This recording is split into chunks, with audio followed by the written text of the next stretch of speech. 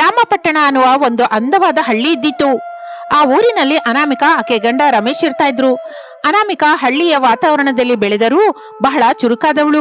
ಯಾವಾಗಲೂ ಏನೋ ಒಂದು ಸಾಧಿಸಬೇಕು ಎಂದು ಹಠ ಇರುವ ಹುಡುಗಿ. ಗಂಡ ರಮೇಶ್ ಊರಿನಲ್ಲಿಯೇ ವ್ಯವಸಾಯ ನೋಡಿಕೊಳ್ಳುತ್ತಾ ಹೆಂಡತಿಯ ಆಲೋಚನೆಗೆ ಯಾವಾಗಲೂ ಸಪೋರ್ಟ್ ಮಾಡ್ತಾ ಇದ್ದ. ಒಂದು ದಿನ ಪಕ್ಕದ ಗ್ರಾಮದಲ್ಲಿ ಅನಾಮಿಕಾ ಅವರ ಬಂಧುಗಳ ಮನೆಯಲ್ಲಿ ಒಂದು ದೊಡ್ಡ ಫಂಕ್ಷನ್ ನಡೆಯುತ್ತದೆ. ಆ ಫಂಕ್ಷನ್ಗೆ ಅನಾಮಿಕಾ ರಮೇಶ್ ಇಬ್ಬರು ಒಟ್ಟಾಗಿ ಹೋಗುತ್ತಾರೆ. ಅಲ್ಲಿ ಸಿಟಿಯಿಂದ ಬಂದ ಕ್ಯಾಟರಿಂಗ್ ಅವರು ತರತರ ರೀತಿಯ ಅಡಿಗೆಯನ್ನು ಮಾಡಿರುತ್ತಾರೆ. ಅದರಲ್ಲೂ ಮುಖ್ಯವಾಗಿ ಸ್ಟಾಲ್ಸ್ ಹತ್ರ ಚಿಕ್ಕ ಮಕ್ಕಳಿನಿಂದ ಮುದುಕರವರೆಗೂ ಎಲ್ಲರೂ ಒಂದು ಕೌಂಟರ್ ಹತ್ರ ವಿಪರೀತವಾಗಿ ಕ್ಯೂ ಕಟ್ಟಿ ನಿಂತಿರ್ತಾರೆ. ಅದನ್ನು ನೋಡಿ ಅನಾಮಿಕಂಗೆ ಬಹಳ ವಿಚಿತ್ರವೆನಿಸುತ್ತದೆ. ಏನು ಅಂದ್ರೆ ಅಲ್ಲಿ ನೋಡ್ರಿ, ಆ ಕೌಂಟರ್ ಹತ್ರ ಅಷ್ಟೊಂದು ರಶ್ ಆಗಿದೆ. ಎಲ್ರು ಕೈಯಲ್ಲಿ ಏನೋ ಗುಂಡನೆಯ ವಸ್ತುವನ್ನು ಹಿಡ್ಕೊಂಡು ಎಷ್ಟೋ ಇಷ್ಟದಿಂದ ತಿಂತಾ ಇದ್ದಾರೆ.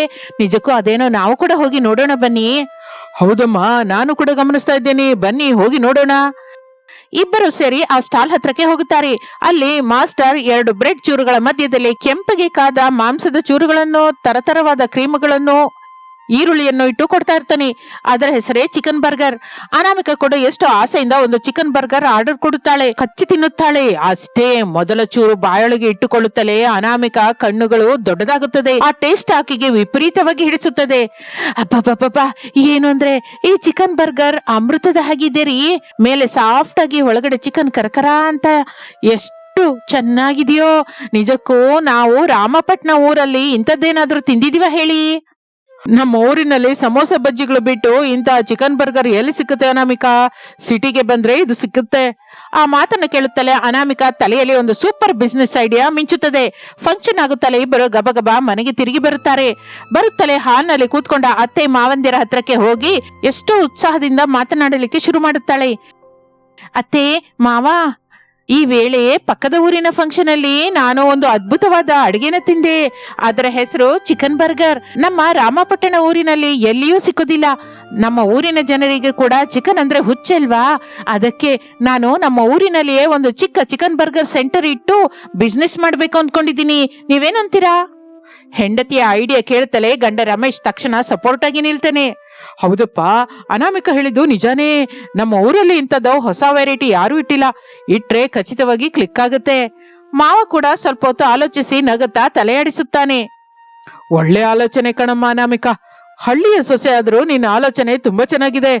ಊರಲ್ಲಿ ಯಾವಾಗಲೂ ಒಂದೇ ರೀತಿಯಾದ ಟಿಫಿನ್ ತಿಂದು ಬೋರ್ ಹೊಡೆಯುತ್ತೆ. ನೀನು ಹೊಸದಾಗಿ ಬಿಸ್ನೆಸ್ ಸ್ಟಾರ್ಟ್ ಮಾಡ್ತೀನಿ ಅಂದ್ರೆ ನಮಗೆ ಏನು ಅಭ್ಯಂತರವಿಲ್ಲಮ್ಮ. ಹ್ಯಾಪಿಯಾಗಿ ಮಾಡ್ಕೋ. ಹೌದಮ್ಮ, ನಿನಗೆ ಬೇಕಾದ ಸಹಾಯ ನಾವು ಕೂಡ ಮಾಡ್ತೀವಿ. ನೀನು ಮುಂದೆ ಹೆಜ್ಜೆ ಇಡು. ಮನೆಯಲ್ಲಿ ಎಲ್ಲರೂ ಒಂದೇ ಒಂದು ಮಾತಿನಿಂದ ಓಕೆ ಎಂದಿದ್ದಕ್ಕೆ ಅನಾಮಿಕಳ ಆನಂದಕ್ಕೆ ಹದ್ದಿಲ್ಲದಂತಾಗುತ್ತದೆ.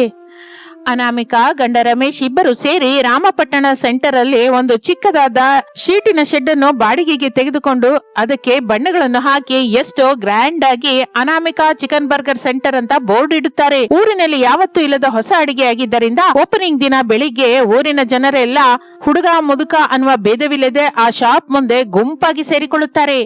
ಅನಾಮಿಕಾ ಎಷ್ಟು ಸಂತೋಷದಿಂದ ಉತ್ಸಾಹದಿಂದ ಚಿಕನ್ ಚೂರುಗಳನ್ನು ಬೇಯಿಸಿ ಬ್ರೆಡ್ ಮಧ್ಯದಲ್ಲಿ ಇಟ್ಟು ಬಿಸಿ ಬಿಸಿಯಾಗಿ ಮೊದಲ ಬರ್ಗರ್ ತಯಾರು ಮಾಡಿ ಕೌಂಟರ್ ಅಲ್ಲಿ ಇಡ್ತಾಳೆ. ಅದು ನೋಡಲಿಕ್ಕೆ ಎಷ್ಟೋ ಕಲರ್ಫುಲ್ ಆಗಿರುತ್ತೆ. ಆದರೆ ಆ ಬರ್ಗರ್ ಅನ್ನು ನೋಡುತ್ತಲೇ ಹಳ್ಳಿಯ ಜನಗಳು ಒಬ್ಬೊಬ್ಬರು ಒಂದೊಂದು ವಿಚಿತ್ರವಾಗಿ ಹುಚ್ಚುಚ್ಚಾಗಿ ಮಾತನಾಡಲಿಕ್ಕೆ ಶುರು ಮಾಡುತ್ತಾರೆ. ಮೊದಲಲ್ಲಿ ಊರಿನಲ್ಲಿರುವ ಸೋಮಲಿಂಗಂ ತಾತ ಮುಂದಕ್ಕೆ ಬಂದು ಆ ಬರ್ಗರ್ ಅನ್ನು ಅನುಮಾನದಿಂದ ನೋಡ್ತಾನೆ. ಅನಾಮಿಕಾ, ಏನಮ್ಮ ಇದು? 2 ಬನ್ನುಗಳ ಮಧ್ಯದಲ್ಲಿ ಸುಟ್ಟು ಹೋದ ಚಿಕನ್ ಚೂರಿಟ್ಟು ಅದ್ರ ಮೇಲೆ ಬೆಳ್ಳನೆಯ ಸುಣ್ಣ ಹಾಕಿದ್ಯಾ? ಇದನ್ನ ಬರ್ಗರ್ ಅಂತ ಇದೆಯಾ?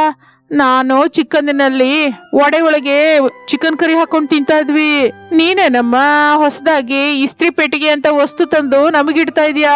ಇದು ತಿಂದ್ರೆ ಹೊಟ್ಟೆಲಿ ಗ್ಯಾಸ್ ಆಗಲ್ವಲ್ಲ?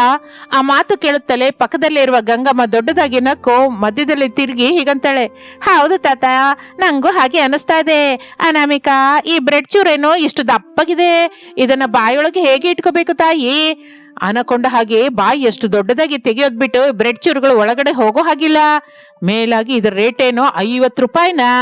ಇದಕ್ಕಿಂತ ನಮ್ಮ ರಾಮಲಮ್ಮ ಹೋಟ್ಲಲ್ಲಿ 2 ಇಡ್ಲಿ ಸಾಂಬಾರ್ ತಿಂದ್ರೆ 10 ರೂಪಾಯಿಂದ ಹೊಟ್ಟೆ ತುಂಬ ಹೋಗುತ್ತಲ್ವೇ? ಇಷ್ಟರಲ್ಲಿ ಊರಿನಲ್ಲಿರುವ ಸೋಂಬೇರಿ ಬ್ರಹ್ಮಯ್ಯ ಬಂದು ಆ ಬರ್ಗರ್ ಚೂರ್ ಕಡೆ ನೋಡುತ್ತಾನೆ. ಏನಿದು ಬರ್ಗರ್ ಒಳಗಡೆ ಹಸಿ ಈರುಳ್ಳಿ ಏನೋ ಸೊಪ್ಪಿಟ್ಟಿದ್ಯಾ? ನಮ್ಮ ಮನೆಯಲ್ಲಿ ಹಸುವಿಗೆ ಹಾಕುವ ಸೊಪ್ಪಿನ ಹಾಕುವಾಗಿದೆ. ಚಿಕನ್ ತಿನ್ನೋಗಿ ಬಂದ್ರೆ ಈ ಕಸ ಎಲ್ಲ ಹಾಕ್ತಾ ಇದೆಯಲ್ಲ ಯಾಕಮ್ಮ? ಮರ್ಯಾದೆಯಾಗಿ ಹಸಿ ತರಕಾರಿ ಎಲ್ಲ ತೆಗೆದು ಚಿಕನ್ ಚೂರನ್ನ ಪ್ಲೇಟ್ ಅಲ್ಲಿಟ್ಟು ಸ್ವಲ್ಪ ಘಾಟಾಗಿ ಚಿಕನ್ ಶರ್ವ ಹಾಕಿ ಕೊಡು. ಜನಗಳು ಒಬ್ಬೊಬ್ಬರು ಆ ಬರ್ಗರ್ ಅನ್ನ ನೋಡಿ, ಇದು ವಿದೇಶಿ ರೋಗ ತರುವ ತಿಂಡಿ, ಇದು ತಿಂದ್ರೆ ಹಲ್ಲು ಉದ್ರಿ ಹೋಗುತ್ತೆ, ನಮಗೆ ಬರ್ಗರ್ ಬೇಡ, ಬಜ್ಜಿ ಇದ್ರೆ ಕೊಡು ಅನ್ನತ್ತ ಏನೇನೋ ಹುಚ್ಚಾಗಿ ವಿಚಿತ್ರವಾಗಿ ಮಾತಾಡಿಕೊಂಡು ನಗುತ್ತಾ ₹1 ಕೂಡ ಹೊರಗೆಗಿಡದೆ ಅಲ್ಲಿಂದ ಮೆಲ್ಲಗೆ ಜಾರಿಕೊಳ್ಳುತ್ತಾರೆ. ಸಾಯಂಕಾಲವಾದರೂ ಒಂದು ಬರ್ಗರ್ ಕೂಡ ಮಾರಾಟವಾಗಲಿಲ್ಲ. ಊರಿನ ಜನ ಆಡಿದ ಹುಚ್ಚು ಮಾತುಗಳಿಂದ ಅವರು ಅಂದ ಮಾತು ನೆನಪಿಗೆ ಬಂದು ಅನಾಮಿಕಂಗೆ ಎಲ್ಲಿಲ್ಲದ ದುಃಖವಾಗುತ್ತೆ. ಎಷ್ಟೋ ಆಸೆಯಿಂದ ಕಷ್ಟಪಟ್ಟು ಮಾಡಿದ ಬಿಸ್ನೆಸ್ ಮೊದಲ ದಿನವೇ ಹೀಗೆ ಫ್ಲಾಪ್ ಆಗುವ ಹೊತ್ತಿಗೆ ಆಕೆ ಕಣ್ಣಲ್ಲಿ ನೀರು ಬರುತ್ತೆ. ಬೆಂಚ್ ಮೇಲೆ ಕೂತ್ಕೊಂಡು ಅಳಲಿಕ್ಕೆ ಶುರು ಮಾಡುತ್ತಾಳೆ. ಸರಿಯಾಗಿ ಆಗಲೇ ಮಾರ್ಕೆಟ್ಗೆ ಹೋಗಿ ಬಂದ ಗಂಡ ರಮೇಶ್, ಮಾವ ಇಬ್ಬರು ಶಾಪ್ ಹತ್ರ ಬರ್ತಾರೆ. ಅನಾಮಿಕ ಅಳುವುದನ್ನು ನೋಡಿ ರಮೇಶ್ ಗಾಬರಿಯಾಗಿ ಆಕೆ ಹತ್ರ ಬರ್ತಾನೆ. ಅನಾಮಿಕಾ, ಏನಾಯ್ತು? ಯಾಕೆ ಹೇಳ್ತಾ ಇದೀಯಾ? ಬಿಸ್ನೆಸ್ ಹೇಗೆ ನಡೀತಾ ಇದೆ? ಏನಂದ್ರೆ ಊರಿನ ಜನರು ನಮ್ಮ ಬರ್ಗರ್ ನೋಡಿ ಏನೇನೋ ಮಾತಾಡ್ತಾ ಇದ್ದಾರೆ. ಇದ್ರ ಮೇಲೆ ಹಾಕಿದ ಕ್ರೀಮ್ನ ಸುಣ್ಣ ಅಂತ ಇದ್ದಾರೆ, ಏನೋ ಒಳಗಡೆ ಇಡುವ ಸಲಾಡ್ ಸೊಪ್ಪನ್ನು ನೋಡಿ ಹಸುಗಾಕುವ ಸೊಪ್ಪು ಅಂತ ಇದ್ದಾರೆ. ಒಬ್ರು ಕೂಡ ಕೊಂಡ್ಕೊಳ್ಳಿಲ್ಲ ರೀ.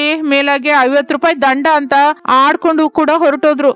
ನನಗ್ ತುಂಬಾ ದುಃಖವಾಗ್ತಾ ಇದ್ದಾರೆ. ನಮ್ಮ ಬಿಸ್ನೆಸ್ ನಡೆಯಲ್ಲ ಏನೋ ಅಂತ. ಅನಾಮಿಕಾ ಅಷ್ಟೆಲ್ಲ ದುಃಖ ಪಡ್ತಾ ಇದ್ರೆ ಮಾವ ಧೈರ್ಯ ಹೇಳುತ್ತಾನೆ. ಆ ಮೊದಲ ದಿನ ಹೇಗೋ ಕಳೆದು ಹೋಗುತ್ತದೆ.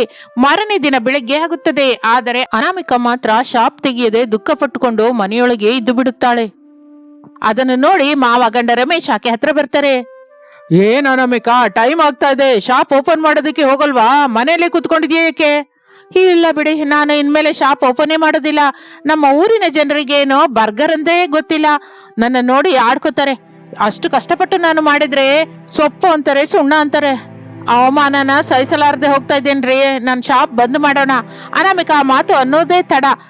ಅಡಿಗೆ ಮನೆಯಲ್ಲಿರುವ ಅತ್ತೆ ಕೋಪದಿಂದ ಸೌಟು ಹಿಡ್ಕೊಂಡು ಹಾಲಲ್ಲಿ ಅರ್ಚಿಕೊಂಡು ಬರ್ತಾರೆ. ಏನೋ ಶಾಪ್ ಓಪನ್ ಮಾಡಲ್ವಾ? ಎಂತ ಮಾತಂದ್ಯೆ? ಆ ಶಾಪ್ ಅಡ್ವಾನ್ಸ್ ಕೊಟ್ಟಿದೀವಿ, ಸಾಮಾನಿಗಾಗಿ ಮನೆಯಲ್ಲಿರೋ ದುಡ್ಡೆಲ್ಲ ಖರ್ಚು ಮಾಡಿದೀವಿ. ಈಗ ಮೊದಲ ದಿನವೇ ಯಾವನು ಏನೋ ಅಂತ ಶಾಪ್ ಓಪನ್ ಮಾಡಲ್ಲ ಅಂದ್ರೆ ಹೇಗೆ? ಆ ಇಟ್ಟ ದುಡ್ಡೆಲ್ಲ ಏನಾಗ್ಬೇಕು? ಇಷ್ಟು ಜವಾಬ್ದಾರಿ ಇಲ್ಲದೆ ಮಾತಾಡಿದ್ರೆ ಹೇಗಮ್ಮ? ಅತ್ತೆ ಅಷ್ಟು ಗಟ್ಟಿಯಾಗಿ ಅರಚುವ ಹೊತ್ತಿಗೆ ಅನಾಮಿಕಳ ಮನಸ್ಸು ಇನ್ನೂ ಗಾಯಪಡುತ್ತದೆ. ಅಳು ತಡೆಯಲಾರದೆ ಕಣ್ಣೊರೆಸಿಕೊಂಡು ಗಬಗಬ ಓಡಿ ರೂಮ್ ಒಳಗೆ ಹೋಗಿ ಬಾಗ್ಲು ಹಾಕೋತಾಳೆ. ರಮೇಶ್ ತಕ್ಷಣ ಅವರ ಅಮ್ಮನ ಹತ್ರ ಹೋಗ್ತಾನೆ. ಅಮ್ಮ, ಯಾಕೆ ಹಾಗೆ ಅರಚ್ತಾ ಇದೀಯಾ? ಅವಳು ಆಲ್ರೆಡಿ ದುಃಖದಲ್ಲಿದ್ರೆ ಸಮಾಧಾನ ಹೇಳೋದ್ ಬಿಟ್ಟು ಹೀಗೆ ಗಟ್ಟಿಯಾಗಿ ಅರಚದ? ಅವಳೇನು ಬೇಕು ಅಂತ ನಷ್ಟ ಮಾಡಿಲ್ವಲ್ಲ, ಸ್ವಲ್ಪ ಶಾಂತಿಸಮ್ಮ. ಹಾಗೆ ತಾಯಿಗೆ ಬುದ್ಧಿ ಹೇಳಿ ಮನಸ್ಸು ಸ್ವಲ್ಪ ಪ್ರಶಾಂತವಾಗಿ ಇರುತ್ತದೆ ಎಂದು ರಮೇಶ್ ಅವರ ತಂದೆ ಇಬ್ಬರು ಸೇರಿ ಮೆಲ್ಲಗೆ ಊರಿನ ಪಂಚಾಯಿತಿ ಕಟ್ಟೆ ಹತ್ರ ನಡ್ಕೊಂಡು ಹೋಗ್ತಾರೆ. ಆಗ ಅದೇ ಸಮಯದಲ್ಲಿ ಪಂಚಾಯಿತಿ ಕಟ್ಟೆ ಹತ್ರ ಕೂತಿರುವ ಸೋಮಲಿಂಗ ತಾತ, ರಂಗಮ್ಮ, ಸೋಂಬೇರಿ ಬ್ರಹ್ಮಯ್ಯ ಮೂವರು ಅದಕ್ಕೂ ಮೊದಲ ದಿನ ತಿಂದ ಬರ್ಗರ್ ಬಗ್ಗೆನೇ ಎಷ್ಟೋ ದೊಡ್ಡದಾಗಿ ಮಾತಾಡ್ತಾ ಇರ್ತಾರೆ. ಅವರ ಮಾತನ್ನು ಕೇಳಿ ರಮೇಶು, ರಂಗಯ್ಯ ಒಂದು ಮರದ ಹಿಂದೆ ನಿಂತುಕೊಂಡು ಮಾತು ಕೇಳಿಸ್ಕೊಳ್ಳೋಕೆ ಶುರು ಮಾಡ್ತಾರೆ. ಅರೇ ಗಂಗಮ್ಮ, ನಿನ್ನೆ ನಮ್ಮ ಶಾರದ ಸೊಸೆ ಅನಾಮಿಕಾ ಏನೋ ಬರ್ಗರ್ ಅಂತ ಕೊಟ್ಟಿದ್ಲಲ್ಲ, ನೋಡೋದಕ್ಕೆ ವಿಚಿತ್ರವಾಗಿದ್ರು. ರಾತ್ರಿ ಮನೆಗೆ ಹೋಗಿ ತಿಂದ್ರೆ ಮಾತ್ರ ಅಬ್ಬಬ್ಬೋ ಅಮೃತದಾಗಿದೆ ಕಣೆ. ಆ ಬ್ರೆಡ್ ಚೂರುಗಳು, ಒಳಗಡೆ ಇರುವ ಚಿಕನ್ ಚೂರು ಜ್ಯೂಸಿಯಾಗಿ ಎಷ್ಟು ರುಚಿಯಾಗಿದೆಯೋ. ಹೌದು ತಾತ, ನಾನು ಕೂಡ ಮೊದಲು ಏನೋ ಅಂದ್ಕೊಂಡೆ ಹೊರತು ರಾತ್ರಿ ತಿಂತಾ ಇದ್ರೆ ನಿಜಕ್ಕೂ ಬಿಡಬೇಕು ಅಂತಾನೆ ಅನ್ನಿಸ್ಲಿಲ್ಲ. ಸಿಟಿಯವರು ಯಾಕೆ ಅಷ್ಟು ಕ್ಯೂ ಕಟ್ತಾರೋ ನಿನ್ನೆ ಆ ಬರ್ಗರ್ ತಿಂದ್ರ ಮೇಲೆ ನಂಗೆ ಗೊತ್ತಾಯ್ತು. ನಮ್ಮ ಊರಲ್ಲಿ ಇಂಥ ತಿಂಡಿ ಸಿಕ್ಕೋದು ನಮ್ಮ ಅದೃಷ್ಟ. ಹೌದೌದು, ಆ ಬರ್ಗರ್ ಒಳಗಡೆ ಇರುವ ಸೊಪ್ಪುಗಳು, ಕ್ರೀಮ್ಗಳು ಎಲ್ಲ ಸೇರಿ ತಿಂತಾ ಇದ್ರೆ ಆಹಾ ರುಚಿನೇ ಬೇರೆ ಅಪ್ಪ. ಈ ದಿನ ಕೂಡ ಹೋಗಿ ಇನ್ನೂ 2 ಬರ್ಗರ್ ತಗೊಂಡು ಹೋಗಿ ಚೆನ್ನಾಗಿ ತಿನ್ಬೇಕು. ಬನ್ನಿ ಶಾಪ್ಗೆ ಹೋಗೋಣ. ಅವರ ಮಾತನ್ನು ಕೇಳುತ್ತಲೇ ಮರದ ಹಿಂದೆ ಇರುವ ರಮೇಶ್ ಅವರ ತಂದೆ ಇಬ್ಬರ ಮುಖದಲ್ಲಿ ಒಂದೇ ಸಲ ದೊಡ್ಡ ನಗು ಬರುತ್ತದೆ. ಊರಿನ ಜನರಿಗೆ ಬರ್ಗರ್ ಟೇಸ್ಟ್ ತುಂಬಾ ಹಿಡಿಸಿದೆ ಎಂದು ಅವರು ಅನಾಮಿಕಳನ್ನು ದೊಡ್ಡದಾಗಿ ಹೊಗಳ್ತಾ ಇದ್ದಾರೆ ಎಂದು ತಿಳಿದು ಅವರೆಷ್ಟೋ ಸಂತೋಷ ಪಡುತ್ತಾರೆ. ಇಬ್ಬರು ಗಬಗಬಾ ಓಡ್ಕೊಂಡು ಮನೆಗೆ ತಿರುಗಿ ಬರ್ತಾರೆ. ಬರುತ್ತಲೇ ಬಾಗಿಲ ರೂಮ್ ಹೊಡೆದು ಅನಾಮಿಕಳನ್ನು ಹೊರಗೆ ಕರೆಯುತ್ತಾರೆ. ಅನಾಮಿಕಾ, ಅನಾಮಿಕಾ, ಬೇಗ ಹೊರಗ್ ಬಾ, ನಿನಗೊಂದು ಸೂಪರ್ ಗುಡ್ ನ್ಯೂಸ್. ಅನಾಮಿಕಾ ಮೆಲ್ಲಿಗೆ ಕಣ್ಣೊರೆಸಿಕೊಳ್ಳುತ್ತಾ ಹೊರಗೆ ಬರುತ್ತಲೇ ಮಾವ ಆನಂದದಿಂದ ಹೀಗೆ ಹೇಳ್ತಾರೆ. ಅಮ್ಮ ಅನಾಮಿಕಾ, ನೀನು ನಿಜಕ್ಕೂ ದುಃಖ ಪಡಬೇಡಮ್ಮ. ಇದಕ್ಕೂ ಮೊದಲು ಊರಿನವರೆಲ್ಲ ಪಂಚಾಯತಿ ಕಟ್ಟೆ ಹತ್ರ ನೀನು ಬರ್ಗರ್ ಬಗ್ಗೆ ಎಷ್ಟು ದೊಡ್ಡದಾಗಿ ಹೇಳ್ಕೊತಾ ಇದ್ದಾರೆ ಗೊತ್ತಾ.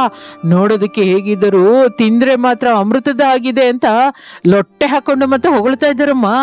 ಈಗಲೇ ಅವರೆಲ್ಲ ನಿನ್ ಶಾಪ್ ಕಡೆಗೆ ಬರ್ಬೇಕು ಅಂತ ಇದ್ದಾರಮ್ಮ. ಆ ಮಾತನ್ನು ಕೇಳುತ್ತಲೇ ಅನಾಮಿಕಳ ಕಣ್ಣಲ್ಲಿ ಆನಂದ ಬರುತ್ತದೆ. ಅತ್ತೆ ಕೂಡ ಮಾತನ್ನು ಕೇಳಿ ಸಂತೋಷ ಪಡುತ್ತಾಳೆ. ಮಾವ ಹೇಳಿದ ಮಾತುಗಳಿಂದ ಅನಾಮಿಕಂಗೆ ಬೆಟ್ಟದಂತ ಧೈರ್ಯ ಬರುತ್ತೆ. ಕಣ್ಣೀರು ಒರೆಸಿಕೊಂಡು ಮುಖಕ್ಕೆ ಸ್ವಲ್ಪ ಪೌಡರ್ ಹಚ್ಚಿಕೊಂಡು ಈ ಸಲ 2ರಷ್ಟು ಉತ್ಸಾಹದಿಂದ ಗಂಡ ರಮೇಶ್ನನ್ನು ಕರೆದುಕೊಂಡು ಶಾಪ್ಗೆ ಓಡುತ್ತಾಳೆ. ಅತ್ತೆ ಎಷ್ಟು ಸಂತೋಷದಿಂದ ಹಿಂದೆ ಬರುತ್ತಾಳೆ. ಅನಾಮಿಕಾ ಶಾಪ್ ಬೀಗ ತೆಗೆದು ಒಲೆ ಬೆಳಗಿಸಿ ಚಿಕನ್ ಚೂರುಗಳು ಒಲೆ ಮೇಲೆ ಹಾಕಿದ್ದಾಳೋ ಇಲ್ವೋ, ಆ ಸುವಾಸನೆಗೆ ಊರಿನ ಜನರು ಒಂದೇ ಸಲಕ್ಕೆ ಶಾಪ್ ಮುಂದೆ ಬರುತ್ತಾರೆ. ನಿನ್ನೆ ವ್ಯಂಗ್ಯ ಮಾಡಿದವರೆಲ್ಲ ಈ ದಿನ ಕೈಯಲ್ಲಿ ದುಡ್ಡು ಹಿಡ್ಕೊಂಡು ಕ್ಯೂ ಕಟ್ಟುತ್ತಾರೆ. ಅನಾಮಿಕಾ, ಬೇಗದಲ್ಲಿ ಬಂಗಾರದಿಂದ ಬರ್ಗಾರ್ ಕೊಡೋ ಮತ. ನೆನ್ನೆ ರಾತ್ರಿ ತಿಂದ ಮೇಲೆ ನನ್ನ ಹೊಟ್ಟೆಲಿ ಗ್ಯಾಸ್ ಹೋಗಿ ಎಷ್ಟು ಹಾಯಾಗಿದೆಯೋ. ಆ ಬೆಳ್ಳನೆ ಸುಣ್ಣದಂತ ಕ್ರೀಮು ಸ್ವಲ್ಪ ಹೆಚ್ಚಾಗಿ ಹಾಕಮ್ಮ. ಹೌದಮ್ಮ ಅನಾಮಿಕಾ, ನನಗೂ ಒಂದು ಬರ್ಗರ್ ಬೇಕು. ನಿನ್ನೆ ಬಾಯಿ ದೊಡ್ಡದಾಗಿ ತೆಗೆದು ತಿನ್ನೋದು ಕಷ್ಟ ಅಂತ ಹೇಳಿದೆ ಅಲ್ಲ, ಈ ದಿನ ಹೇಗಾದ್ರೂ ಊರಷ್ಟು ದೊಡ್ಡದಾಗಿ ಬಾಯಿ ತೆಗೆದು ತಿಂತೀನಿ. ನನಗೆ ಬೇಗ ಕೊಡಮ್ಮ. ಜನಗಳು ಒಬ್ಬರನ್ನೊಬ್ಬರು ತಳ್ಳಿಕೊಂಡು ಬರ್ಗರ್ಗಾಗಿ ನಿಲ್ಲುತ್ತಾರೆ. ಬಿಸ್ನೆಸ್ ಯಾವ ರೇಂಜ್ ಅಲ್ಲಿ ಬೆಳೆಯಿತು ಅಂದರೆ ಅನಾಮಿಕಾ ಬರ್ಗರ್ ಮಾಡೋದು, ಗಂಡ ರಮೇಶ್ ಪಾರ್ಸಲ್ ಕಟ್ಟೋದು, ಅತ್ತೆ ದುಡ್ಡನ್ನು ಲೆಕ್ಕ ಮಾಡೋದು. ಎಲ್ಲರಿಗೂ ಕೈಗಳು ತಿರುಗದಷ್ಟು ಬಿಸಿಯಾಗಿ ಬಿಡುತ್ತಾರೆ. ಸರಿಯಾಗಿ ಆಗಲೇ ಕ್ಲೈಮ್ಯಾಕ್ಸ್ ಕಾಮಿಡಿ ಟ್ವಿಸ್ಟ್ ಬರುತ್ತದೆ. ಊರಲ್ಲಿ ಯಾವಾಗಲೂ ಫ್ರೀ ಆಗಿ ತಿನ್ನಬೇಕು ಅಂತ ನೋಡುವ ಸೋಂಬೇರಿ ಬ್ರಹ್ಮಯ್ಯ ಕ್ಯೂ ಲೈನ್ ದಾಟಿಕೊಂಡು ಮುಂದಕ್ಕೆ ಬರ್ತಾನೆ. ಅನಾಮಿಕಾ, ನಿನ್ನೆ ನಾನು ಸೊಪ್ಪು ಅಂತ ತಮಾಷೆ ಮಾಡಿದೆ ಅಲ್ಲ, ಅದಕ್ಕೆ ಸಾರಿ. ಈ ದಿನ ನನಗೆ ಆ ಸೊಪ್ಪು, ಈರುಳ್ಳಿ, ಚಿಕನ್ ಎಲ್ಲ ಡಬಲ್ ಡೋಸ್ ಆಗಿ ಒಂದು ದೊಡ್ಡ ಬರ್ಗರ್ ಕೊಡು. ಆದ್ರೆ ಒಂದು ಚಿಕ್ಕ ಕಂಡೀಷನ್, ರೇಟ್ 50 ರೂಪಾಯಿ ಬೇಡ, 30 ರೂಪಾಯಿ ಕೊಡು. ಯಾಕಂದ್ರೆ ನಿನ್ನೆ ನಾನು ನಿನಗೆ ಫ್ರೀ ಆಗಿ ರಿವ್ಯೂ ಕೊಟ್ಟಿದ್ ನಾನೇ ಅಲ್ವಾ. ಬ್ರಹ್ಮಯ್ಯ ಹಾಗೆ ಕೇಳುವುದನ್ನು ಕೇಳಿ ಹಿಂದಿನಲ್ಲಿರುವ ಅತ್ತೆ ಗಟ್ಟಿಯಾಗಿ ನಕ್ಕು ಕೈಯಲ್ಲಿರುವ ದೊಡ್ಡ ರುಬ್ಬೋ ಗುಂಡನ್ನು ಕೌಂಟರ್ ಮೇಲೆ ಇಡ್ತಾಳೆ. ಏನಯ್ಯ ಬ್ರಹ್ಮಯ್ಯ, ನೆನ್ನೇನೋ ನನ್ ಸೊಸೆ ಮಾಡಿದ ಬರ್ಗರ್ನ ಹಸುವಿನ ಹುಡ್ಲು ಅಂದೆ, ಈಗೇನೋ ಡಬಲ್ ಡೋಸ್ ಬೇಕು ಅಂತಿದ್ಯಾ. ಡಿಸ್ಕೌಂಟ್ ಕೇಳಿದ್ರೆ ಈ ಕಲ್ಲು ಬಂಡೆಯಿಂದ ನಿನ್ ತಲೆ ಮೇಲೆ ಡಿಫ್ರೆಂಟ್ ಆಗಿ ಬರ್ಗರ್ ಡಿಸೈನ್ ಮಾಡ್ತೀನಿ. ಜಾಗ್ರತೆ, ಮರ್ಯಾದೆಯಾಗಿ 50 ರೂಪಾಯಿ ಇಟ್ಟು ಕ್ಯೂನಲ್ಲಿ ಬಾ. ಅತ್ತೆ ರುಬ್ಬುವ ಗುಂಡನ್ನು ತೋರಿಸಿದ್ದರಿಂದ ಬ್ರಹ್ಮಯ್ಯ ಭಯಪಟ್ಟು ಗಬಗಬ ಜೇಬಿನಿಂದ 50 ರೂಪಾಯಿ ನೋಟನ್ನು ತೆಗೆದು ಕೌಂಟರ್ ಅಲ್ಲಿ ಬಿಸಾಕಿ ಲೈನ್ ನಲ್ಲಿ ಕೊನೆಯವರೆಗೂ ಹೋಗುತ್ತಾನೆ. ಅದನ್ನು ನೋಡಿ ಊರಿನ ಜನರೆಲ್ಲ ಗೊಳ್ಳಂತ ನಗುತ್ತಾರೆ. ಕೇವಲ 10 ದಿನದಲ್ಲಿ ಅನಾಮಿಕಳ ಚಿಕನ್ ಬರ್ಗರ್ ರಾಮಪಟ್ಟಣದ ಸುತ್ತಮುತ್ತಲ 10 ಊರಿನಲ್ಲಿ ಫೇಮಸ್ ಆಗಿ ಹೋಗುತ್ತದೆ. ಎಷ್ಟೋ ಜನ ಸಿಟಿಯಿಂದ ಕೂಡ ಕಾರ್ ಹಾಕೊಂಡು ಆ ಹಳ್ಳಿ ಸೊಸೆ ಮಾಡುವ ಬರ್ಗರ್ ತಿನ್ನೋದಕ್ಕೆ ಅಲ್ಲಿಗೆ ಬರಲಿಕ್ಕೆ ಶುರು ಮಾಡುತ್ತಾರೆ.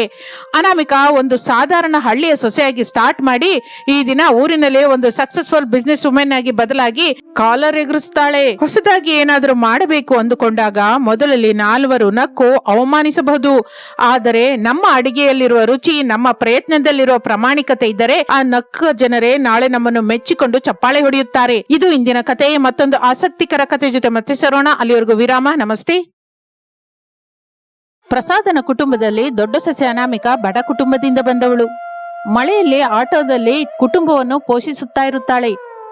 ಅವನಿ ಅಂಜಲಿಯರು ಧನವಂತರ ಮನೆಯ ಹೆಣ್ಣುಮಕ್ಕಳು. ಅವರಿಗೆ ದುಡ್ಡು, ಹೆಸರು ಇರುತ್ತದೆ.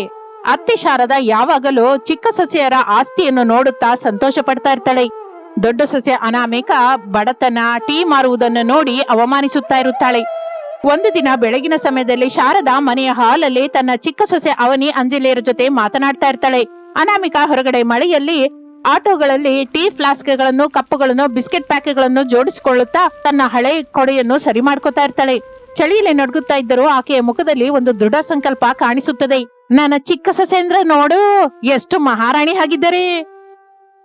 ಅವನಿಯವರ ಅಪ್ಪನ ಫ್ಯಾಕ್ಟ್ರಿ ಬಗ್ಗೆ ಊರವರೆಲ್ಲ ಕತೆಯಾಗಿ ಹೇಳ್ಕೊತಾರೆ. ಅವರ ಫ್ಯಾಕ್ಟ್ರಿಯಲ್ಲಿ 100 ಜನ ಕೆಲಸ ಮಾಡ್ತಾರೆ. ಇನ್ನು ಅಂಜಲಿಯವರ ಅಣ್ಣಯ್ಯ MLA. ಅವನು ನೆನೆಸ್ಕೊಂಡ್ರೆ ಎಂತ ಕೆಲಸವಾದ್ರೂ ಚಿಟಕಿಲೆ ಆಗಿ ಹೋಗುತ್ತೆ. ನಿಮ್ಮಿಬ್ಬರಿಂದ ನಮ್ಮ ಮನೆಗೆ ಎಷ್ಟು ಕಡೆಯಮ್ಮ, ಎಷ್ಟು ಗೌರವ ಬಂದಿದೆಯೋ. 4ರಲ್ಲಿ ತಲೆ ಎತ್ಕೊಂಡು ತಿರುಗಬಲ್ಲೆವು. ಎಲ್ಲ ನಿಮ್ ದಯೆತೆ.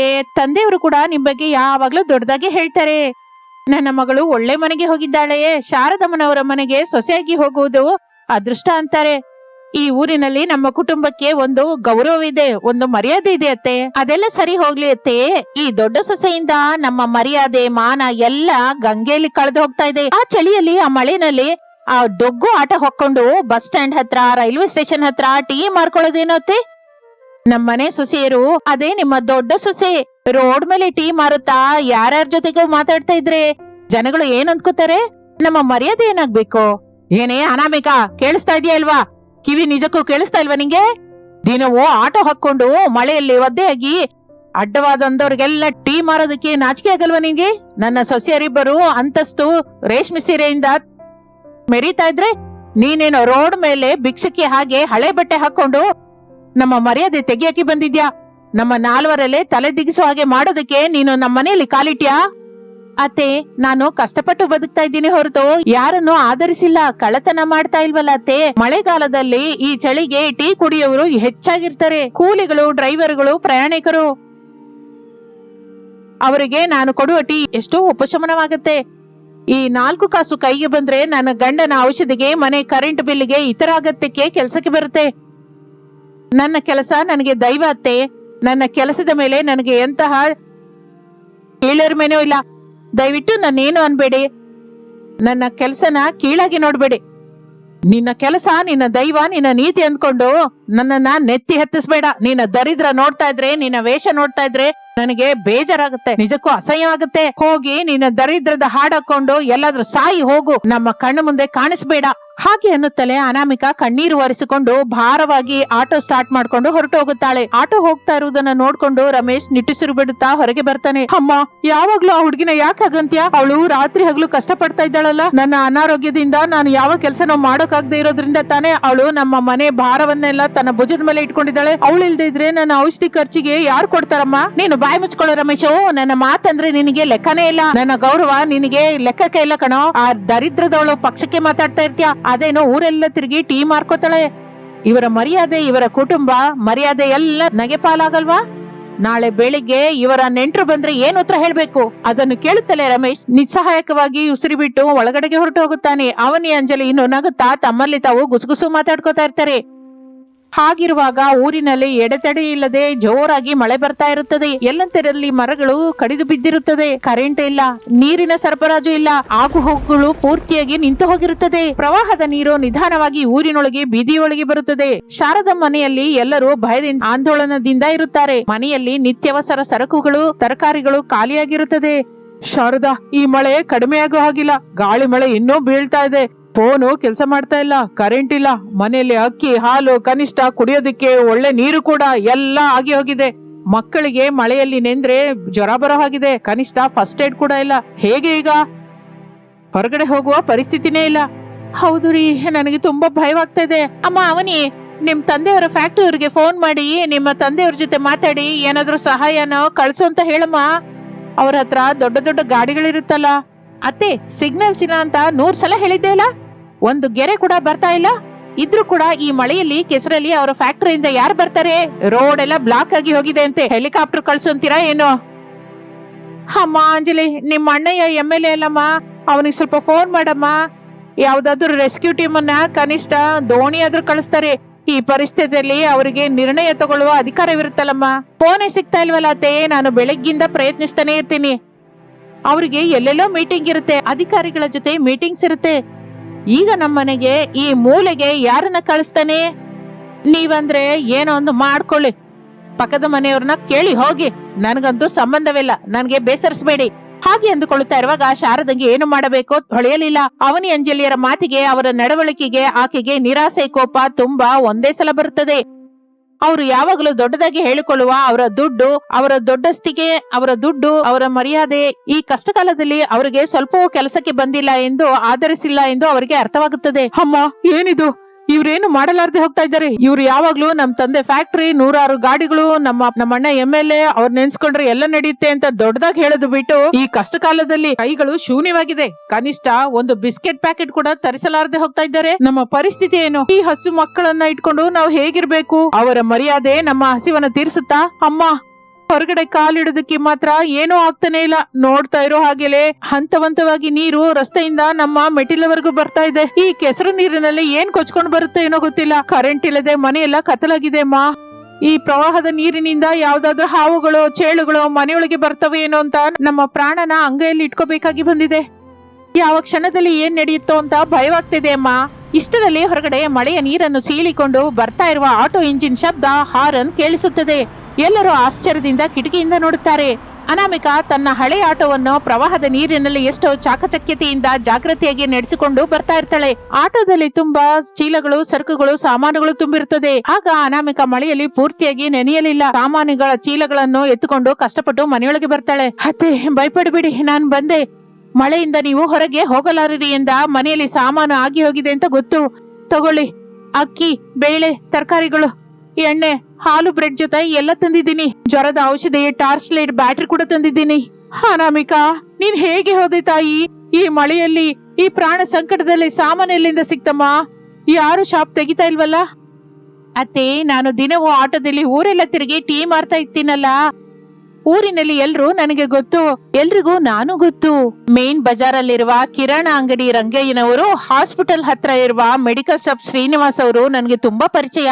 ಮಳೆ ಕಡಿಮೆಯಾದಾಗ ಸ್ವಲ್ಪ ಹೊತ್ತು ಅವ್ರ ಮನೆಗೆ ಹೋಗಿ ನಮ್ಮ ಪರಿಸ್ಥಿತಿ ಹೇಳಿದೆ. ಬೇಡ್ಕೊಂಡು ಈ ಸಾಮಾನನ್ನ ಸಾಲವಾಗಿ ತಂದೆ. ಅವರು ನನ್ನ ಮೇಲಿನ ನಂಬಿಕೆಯಿಂದ ಕೊಟ್ಟಿದ್ದಾರೆ. ನನ್ನ ಆಟೋ ಕೂಡ ಈ ಮಳೆಯಲ್ಲಿ ನನಗೆ ಮೋಸ ಮಾಡದೆ ಎಷ್ಟು ಚೆನ್ನಾಗಿ ನಡೀತೋ ಗೊತ್ತಾ? ಯಾವ ದಿನವೂ ಕೆಲಸಕ್ಕೆ ಬಾರದ ಡೊಗ್ಗು ಗಾಡಿ, ನೀನು ಕೀಳಾಗಿ ನೋಡಿದ ಟೀ ವ್ಯಾಪಾರನೇ. ಆ ಪರಿಚಯಗಳ ಈ ದಿನ ನಮ್ಮ ಪ್ರಾಣವನ್ನು ನಿಲ್ಲಿಸಿದೆ, ಆಪತ್ತಿನಲ್ಲಿ ಸಹಾಯ ಮಾಡಿದೆ. ಅದನ್ನು ಕೇಳಿದ ನಂತರ ಅವನಿ ಅಂಜಲಿ ಇಬ್ಬರು ತಲೆ ತಗ್ಗಿಸುತ್ತಾರೆ. ಅವರ ಮುಖದಲ್ಲಿ ಪಶ್ಚಾತ್ತಾಪ ಕಾಣಿಸುತ್ತದೆ. ಅವರಿಗೆ ತಮ್ಮ ತಪ್ಪು, ಅಹಂಕಾರ ಎಷ್ಟು ದಾರುಣವಾಗಿದೆಯೋ ಅರ್ಥವಾಗುತ್ತದೆ.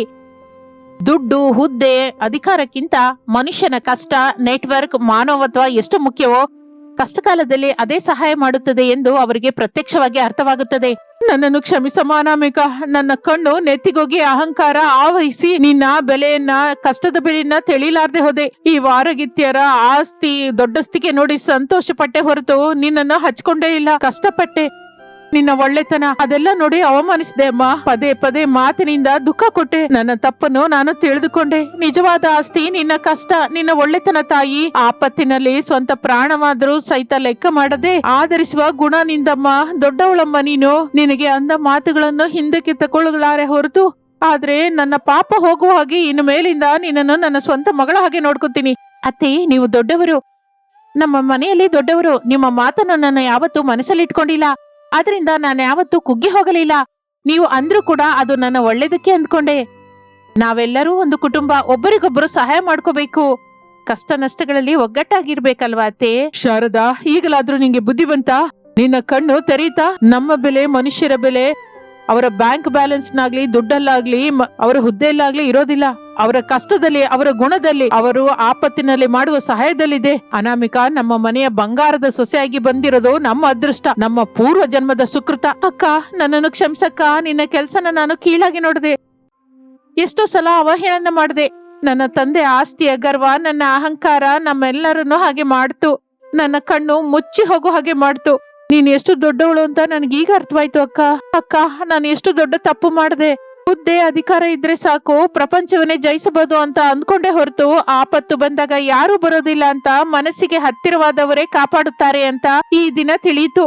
ನಿನ್ನ ಆಟೋ, ನಿನ್ನ ವ್ಯಾಪಾರದಿಂದ ನೀನು ಸಂಪಾದಿಸಿದ ಮನುಷ್ಯರೇ ನಮ್ಮನ್ನು ಕಾಪಾಡಿದ್ರು. ನಮ್ಮನ್ನು ಮನಸ್ಫೂರ್ತಿಯಾಗಿ ಕ್ಷಮಿಸಕ್ಕ. ಅವನಿ, ಅಂಜಲಿ, ನೀವು ನನ್ನ ಸ್ವಂತ ತಂಗಿಯರ ಹಾಗೆಮ್ಮ. ಕುಟುಂಬ ಸಭ್ಯರ ಮಧ್ಯೆ ಕ್ಷಮಾಪಣೆ ಏನಕ್ಕೆ? ನಡೆದಿದ್ದೆಲ್ಲ ಮರೆತು ಹೋಗೋಣ. ಇನ್ನು ಮೇಲಿಂದ ನಾವೆಲ್ಲರೂ ಒಗ್ಗಟ್ಟಾಗಿರೋಣ. ಯಾವ ಕಷ್ಟ ಬಂದರೂ, ಯಾವ ಆಪತ್ತು ಬಂದರೂ ಒಬ್ಬರಿಗೊಬ್ಬರು ಆಧಾರವಾಗಿದ್ದು ಒಗ್ಗಟ್ಟಾಗಿ ಎದುರಿಸೋಣ. ಹಾಗೆ ಅಂದುಕೊಳ್ಳುತ್ತಾ ಇರುವಾಗ ಮಳೆ ಸಂಪೂರ್ಣವಾಗಿ ಕಡಿಮೆಯಾಗುತ್ತದೆ. ಬಿಸಿಲು ಬರುತ್ತದೆ. ಊರು ಮಾಮೂಲಿ ಸ್ಥಿತಿಗೆ ಬರುತ್ತದೆ. ಬೀದಿಯಲ್ಲಿ ಕೆಸರು ಕಸವನ್ನು ಕ್ಲೀನ್ ಮಾಡ್ತಾ ಇರ್ತಾರೆ. ಶಾರದಳ ಮನೆ ಮುಂದಿರುವ ಆಟೋವನ್ನು, ಕಪ್ಪುಗಳನ್ನು ಶುಭ್ರ ಮಾಡ್ತಾ ಇರ್ತಾಳೆ ಅನಾಮಿಕಾ. ಅವನಿ ಅಂಜಲಿ ಕೂಡ ಎಷ್ಟೋ ಉತ್ಸಾಹದಿಂದ ಆಕೆಗೆ ಸಹಾಯ ಮಾಡುತ್ತಾ ಗಾಡಿಯನ್ನ ತೊಳಿತಾ ಇರ್ತಾರೆ. ಅನಾಮಿಕಾ, ಆ ಪಾತ್ರೆ ತೊಳೆದು ಸ್ವಲ್ಪ ನಿಲ್ಸಮ್ಮ. ಬೆಳಗ್ಗಿನಿಂದ ಒಂದು ಕ್ಷಣ ಕೂಡ ನಿಲ್ಲಿಸದೆ ಕಷ್ಟಪಡ್ತಾ ಇದೀಯಾ. ಈ ಬಿಸಿ ಬಿಸಿ ಕಾಫಿ ಕುಡ್ದು ಸ್ವಲ್ಪ ವಿಶ್ರಾಂತಿ ತಗೋತಾಯಿ. ನಿನ್ನ ಆರೋಗ್ಯ ಕೂಡ ನೋಡ್ಕೋಬೇಕಲ್ಲಮ್ಮ. ಈಗ್ಲೇ ಬರ್ತಾ ಇದ್ದೀನತ್ತೆ. ಈ ಒಂದು ಕಪ್ ಕಾಫಿ ಸಾಕು ನನಗೆ. ಫ್ಲಾಸ್ಕ್ ಕಳೆದು ಬೋರ್ ಹಾಕಿದೀನಿ, ಕೆಲಸವಾಗಿ ಬಿಡುತ್ತೆ ಬಿಡಿ. ನೀವು ನನಗಾಗಿ ಸ್ವಯಂವಾಗಿ ತಗೊಂಡ್ಬರ್ಬೇಕಾ ಹೇಳಿ? ಕರೆದಿದ್ರೆ ನಾನೇ ಬರ್ತಾ ಇದ್ದಲ್ಲ. ಅತ್ತೆ, ಈ ದಿನದಿಂದ ಅಕ್ಕ ಒಬ್ಬಳೆ ಕಷ್ಟಪಡೋದಕ್ಕೆ ಇಲ್ಲ.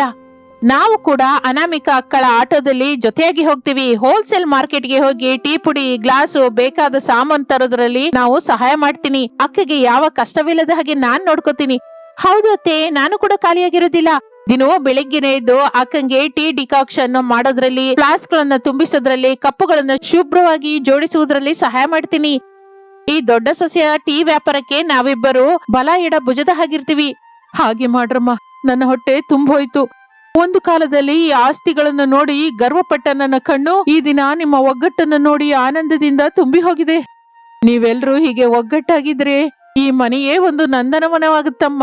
ನನ್ನ ಸೊಸೆಯರು ಮೂವರು ನನಗೆ 3 ಕಣ್ಣು, ಈ ಸಂಸಾರಕ್ಕೆ 3 ಬಲವಾದ ಸ್ತಂಭಗಳಮ್ಮ. ಹಾಗೆ ಅನ್ನುತ್ತಾ ಪ್ರಸಾದ್, ರಮೇಶ್, ಸುರೇಶ್, ಅರುಣ್ ಹೊರಗೆ ಬರುತ್ತಾರೆ. 3 ಸೊಸೆಯರು ಒಗ್ಗಟ್ಟಾಗಿ ಕೆಲಸ ಮಾಡುವುದು, ಅವರ ಮಧ್ಯವಿರುವ ಪ್ರೇಮ ಅಭಿಮಾನಗಳನ್ನು ನೋಡಿ ಆನಂದದಿಂದ ನಗುತ್ತಾರೆ. ಕುಟುಂಬವೆಲ್ಲ ಸೇರಿ ಹೊರಗಡೆ ಆನಂದದಿಂದ ತಮಾಷೆಯಾಗಿ ಮಾತಾಡ್ತಾ ಇರ್ತಾರೆ. ಆ ಮಳೆ ಆ ಮನೆಗೆ ಒಂದು ದೊಡ್ಡ ಪಾಠವನ್ನು ಕಲಿಸಿರುತ್ತದೆ, ಒಂದು ಗುಣಪಾಠವಂತದ್ದು.